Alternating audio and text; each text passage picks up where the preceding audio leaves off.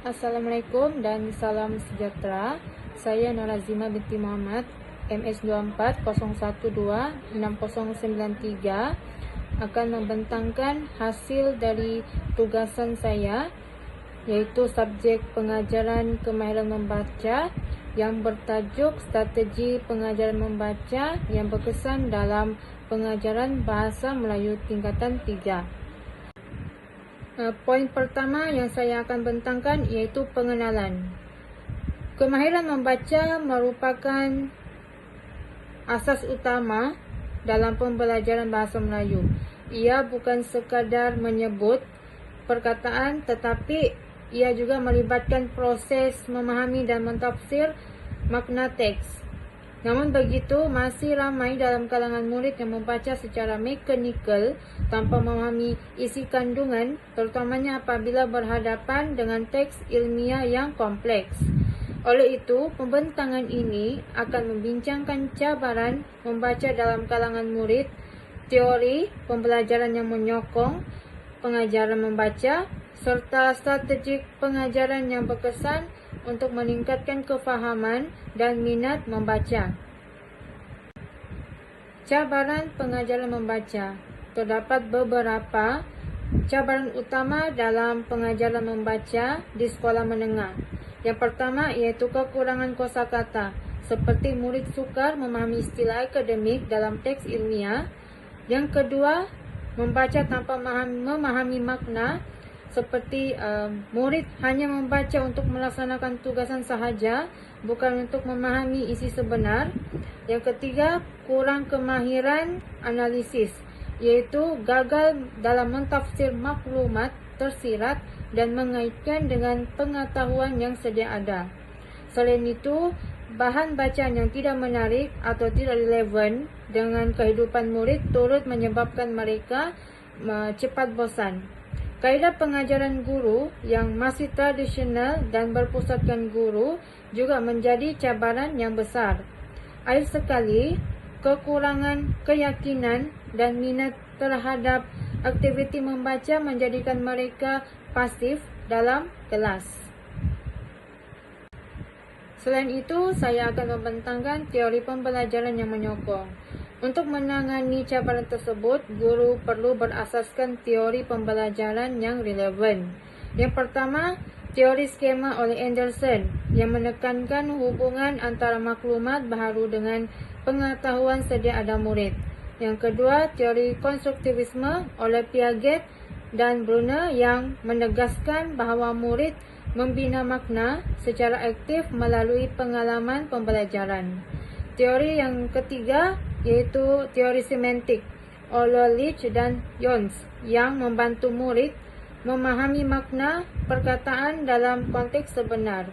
Seterusnya, teori sosial budaya dari Vygotsky yang menekankan pembelajaran melalui interaksi sosial dan bimbingan guru dalam zon perkembangan proksimal. Akhir sekali, teori input creation yang menjelaskan bahawa bahan bacaan mestilah bermakna dan sesuai dengan tahap kebolehan murid. Saya akan menerangkan beberapa strategi membaca yang berkesan. Yang pertama ialah strategi prabacaan berasaskan skemata, seperti teknik TWL dan penggunaan peta minda. Strategi ini membantu murid mengaktifkan pengetahuan sedia ada sebelum membaca. Yang kedua ialah strategi perbendaraan kata kontekstual, seperti murid belajar memahami perkataan baharu melalui konteks ayat, bukan hanya dengan kamus. Yang ketiga ialah strategi membaca terarah atau reciprocal teaching yang melibatkan 4 kemahiran, iaitu menyoal, menyimpul, menjelaskan dan meramal isi teks. Yang keempat ialah strategi close reading, iaitu membaca teks secara berulang kali untuk memahami makna tersurat dan tersirat dengan lebih mendalam. Akhir sekali, aktiviti bacaan kolaboratif seperti Think, Pay, Share dan jigsaw reading yang memberi peluang kepada murid untuk berbincang, berkongsi maklumat dan membina makna bersama-sama.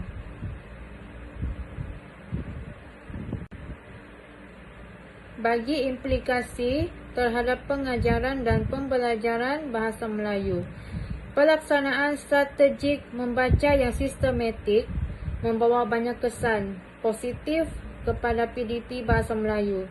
Yang pertama, murid dapat memahami teks dengan lebih mendalam dan kontekstual. Yang kedua, pembelajaran menjadi lebih aktif dan kolaboratif. Yang ketiga, guru bertindak sebagai pemudacara dalam proses pembinaan makna, bukan sekadar penyampaian maklumat. Selain itu, strategik ini turut menyokong pelaksanaan kemahiran berfikir aras tinggi KEBAT dalam KSSM.